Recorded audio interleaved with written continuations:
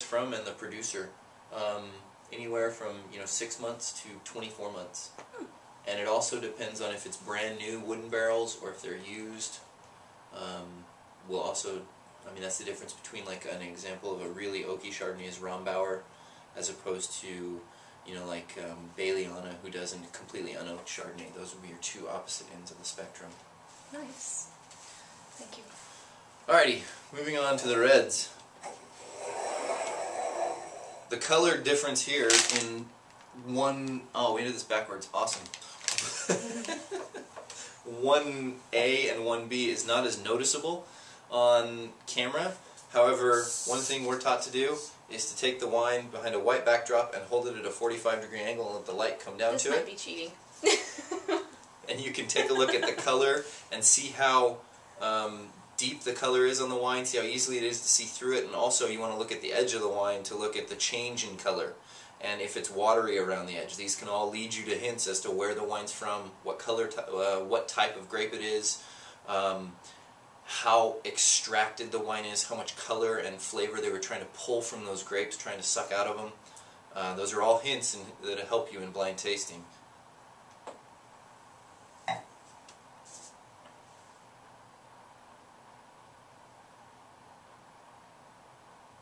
And so there's a distinct color difference with 1A being almost opaque, so dark you can barely see through it. I got nothing. I can't see my hands through the back of it. It is dark, and it holds its color. What we say, it holds its color all the way to the edge. So you look at the wine, and all the way to the edge of it, it's basically holding that deep, dark purple color. Whereas wine number 1 isn't quite as opaque. I can see my fingers through there. The 1B, right? 1B, correct. 1B has, on the nose, it's clean as we talk about. There isn't any flaws that I can notice, like a corked wine or a wine that's been cooked by the sun or a wine that's been oxidized by exposure to too much oxygen heading towards vinegar. I get floral notes and fruit notes, a mixture of like dark berries, blackberry, cassis and black cherry. Cassis is another word for black currant, or the flavoring agent of like a kir, if you've ever had a kir cocktail. There's also a little bit of earthiness to this. There's not a whole lot of oak to speak of. It's more fruit. Whereas this wine, that's opaque, the nose is almost oak meeting fruit.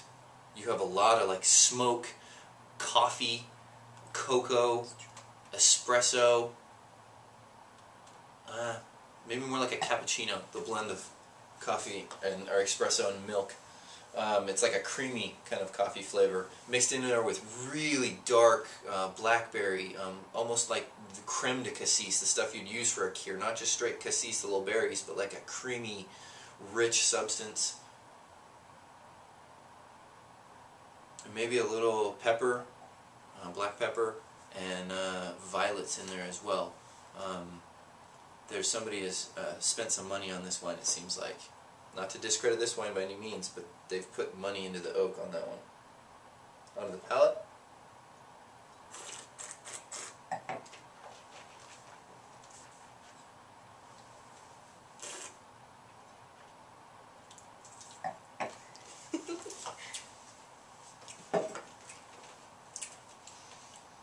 The wine is clean.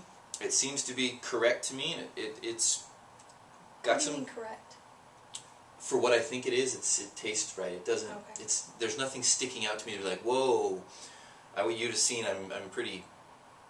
I react with my face a lot when I see something in a wine or taste something. I'm like, that doesn't fit. It fits to me for what I think it's going to be. And it's got some alcohol to it. I definitely feel the chest burn. The fruits that I spoke of are still there. That dark fruit, fresh dark fruit on this. So I think it's a younger wine. I still don't taste a whole lot of oak. There might be a little bit in there, and you definitely get a little tannin, but I think that's great. For those of you who don't know what tannin is, I equate it to, it's that feeling after you've had a young red wine of having a wool sweater put into your mouth on your teeth. It's just that You know, you always have to lick between your gums. That's tannin.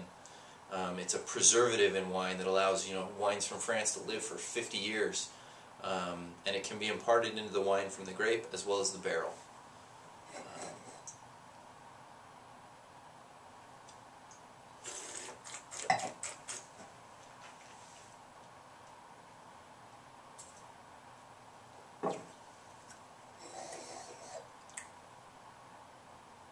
I have a feeling this one will have some tannin.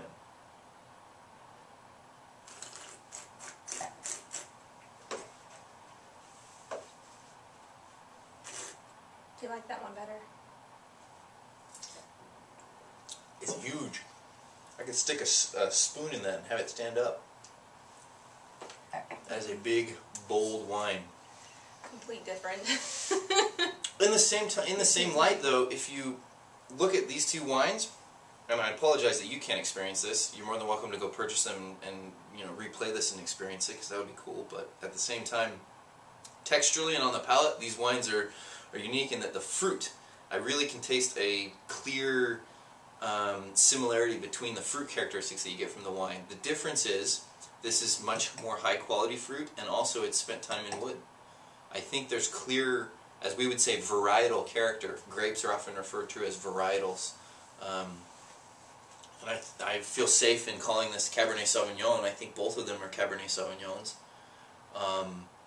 And like I said, one has had a better upbringing, more care. It comes from a higher quality vineyard, and just with the nature of this tasting, it would seem obvious. Once again, I could be totally wrong and bass backwards, but my best guess would be 1B is from the New World. I think it's Charles Shaw Cabernet Sauvignon from California. I think he's pulling grapes from maybe a couple different places, but a very drinkable glass of wine. We found a good bottle here.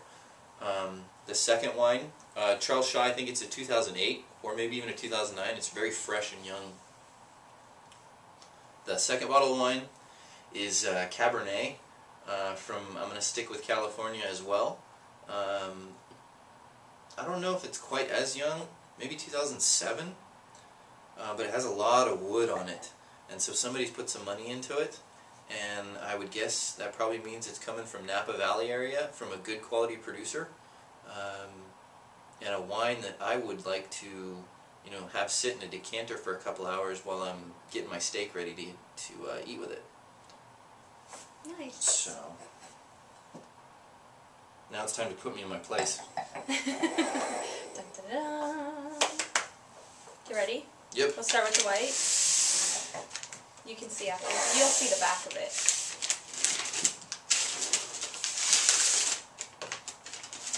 I'm so nervous. Victory! Hoo-ah! You've done him proud. What year did you say again? 2009. 2009, Chardonnay. Oh, respect. Do you want to try and guess what this one is? The producer? Yeah. From our book. Guessing on the oak profile, just because it's a little bolder on the palate, I'm going to say Brewer Clifton. Nope, it's Bratcher. Do you want to guess a year? I said 2008. Bratcher 2008. Oh yeah, that's good Chardonnay. So this producer, he actually does a really good job in that everybody likes to throw in the term malolactic fermentation, and that's where you get Chardonnays that are really, really over the top in terms of texture and butter. This guy puts a little oak on his wines, so you get that vanilla and caramel and butterscotch that I talked about, but it doesn't get that over-the-top butter flavor because he prevents it from going through malolactic fermentation. So there's your nerdy tidbit of the day. But a delicious wine and really good with anything lobster. Lobster or seafood. And really reasonable too. Okay. If I remember correctly, it's only $24. That's a lot of Chardonnay for $24. 24. Do I need to move these next to you? Yeah, do you want to do this? Oh, do I get to? If you would like to. Alright, so 1B, dun dun dun dun. Moment of truth. I feel bad taking apart your cute little displays. We have pictures. Yes. What year? 2009. So I was off Nice. by 1 year. You said 2008, 2009. But it does, I mean, you can taste the freshness in this. The fruit is just very fresh and juicy when you have it on your palate, and you don't often get that with Cabernet because like this, it's masked by a lot of oak, and that's a different style, and I thought it was very pleasing in this regard. I definitely drink this bottle of Cabernet. So now this, oh dear, judging by the weight of the bottle, It was pretty heavy. I'm wondering if you went really nice and went with like Tom Eddy. Oh no, you went Upstart Crow. Very nice. The winemaker will actually be here on Friday for this wine. Well, I know you got it right. So, Was the year right? 2007. 2008. 2008. Oh, so I was off by a year on that. That's alright. It's pretty early. So this wine is a great wine in that this is a younger gentleman who's kind of trying to make his way into the world, and he named it Upstart Crow as a reference to William Shakespeare. So it's a really cool wine, very reasonably priced, especially for the quality you're getting from the wine. At $34, I mean, this drink's like a $70 bottle of Cab. So, very cool. Thank you. A lot of fun. Thank you. Was that fun? I enjoyed it. Good. And I did too. I'm relieved now. I can go home and sleep. I don't have to drink myself to bed. Just kidding. We don't do that here at Vineagogo. I do.